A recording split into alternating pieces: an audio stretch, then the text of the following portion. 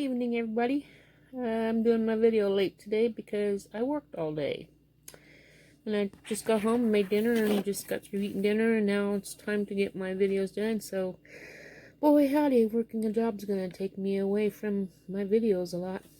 Anyway, I'm going to continue on from where I left off in my book, and what I'm going to talk about today is dominant traits. And after dominant traits, we're going to go to what it says about traits, and then we'll see where we're at from there. One of the ways of determining your core issues is by looking at the emotions stored in the gland, organ, or other system that relates to your dominant gland or body type. The 25 body types, and then it has a little 6 on there, so I'll go down to the bottom where it says the 6. It says different bodies, different diets with a 25 body type system. And it's by Carolyn L. Mein, or Mein, M-E-I-N, DC 1998. And the 25 different body types can be divided into 4 quadrants based on your dominant traits. Well, the physical and mental says adrenaline, lymph, medulla, nervous system, spleen, stomach, and thymus. The spiritual and mental is balanced, brain, eye, hypothalamus, pineal or pineal, pituitary, thalamus, and thyroid. The physical and emotional, blood, gallbladder, gonadal, kidney, liver, lung, pancreas, and skin. And in the spiritual and emotional group is heart and intestinal.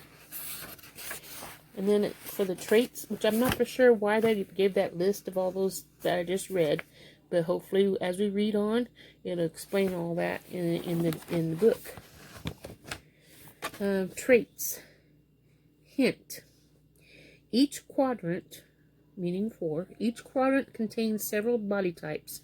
Some of them will express the extreme of the traits, while others will be very close to the opposite traits, making it difficult to feel totally confident in your selection.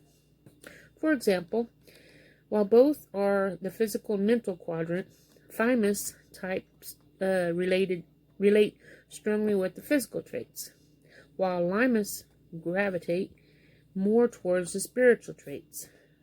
Limus are still physical, as they will use physical activity to move into the sense of spiritual oneness.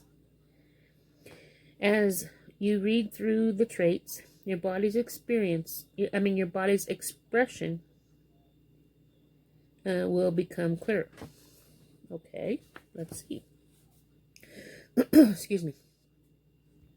Expressions of the quadrant. Physical and mental.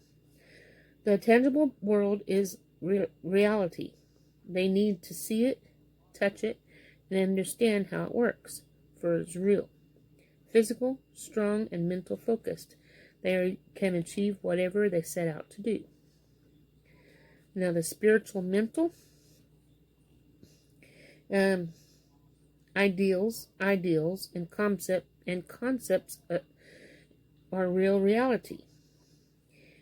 Figuring out how to synthesize bits of information and insights to express in physical form for a good of mankind is their strength, making them more task-oriented rather than primarily socially focused. Okay. The physical emotions are physically expressing feelings for their reality. Some family and social relationships are their highest priority. Spiritual and emotional, extremely sensitive in both the spiritual and emotional traits.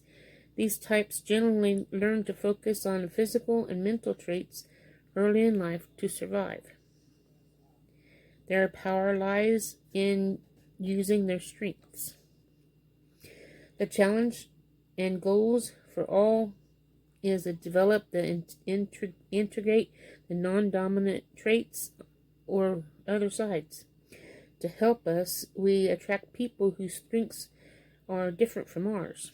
The traits you are working on are the ones you are developing, rather than the ones you own. While there are two traits, one might be stronger than the other, depending on the life's focus. For example, a thyroid man who is focused on the mental aspect of his life may have difficulty identifying with the spiritual side. In this case, he can want to develop his recessive dominant trait as well as non-dominant ones. Block expressions must often occur around the spiritual and emotional traits. So let's identify body type traits. Adrenaline traits.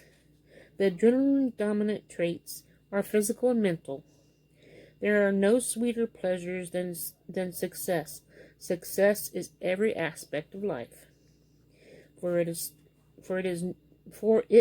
to be real, success has to be a physical expression, like cars, money, recognition, acceptance.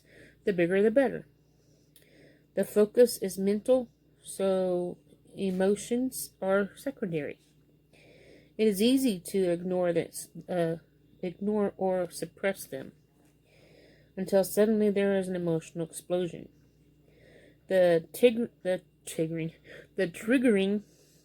incident is generally unrelated.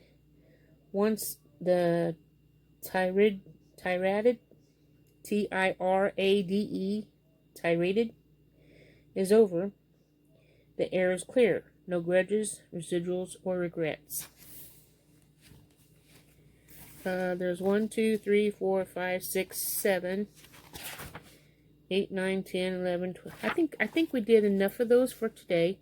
Tomorrow we'll do another 7. We'll see where we are from that. But there's 14, 17 of them, 18 of them all together. So we'll repeat the adrenaline traits tomorrow. But this is how far I'm reading for today. I hope you got something out of it. It's a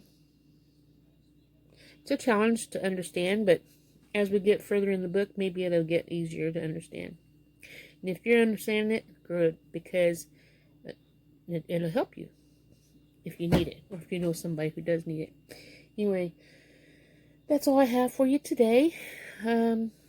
Hopefully tomorrow is a good day. It's supposed to be almost 60. That sounds wonderful. Today it was up in the 50s, but I had to work. I have to work tomorrow too. So it's kind of nice to have a job, even though it takes me away from my life here on the homestead, because I need to do, housework. I need to do yard work, especially when it starts getting warmer out, because I'm going to have a garden. So I'll be working and then coming home, doing garden work until it's dark, whatever. And then getting up early in the mornings when it first starts getting light out, before the sun comes up, and working again, and then shower, get ready for work, go to work, come back, do it again. Gotta do what you gotta do to make everything work. So, anyway, I chose this because I need to get some things taken care of, and the extra income will help do that.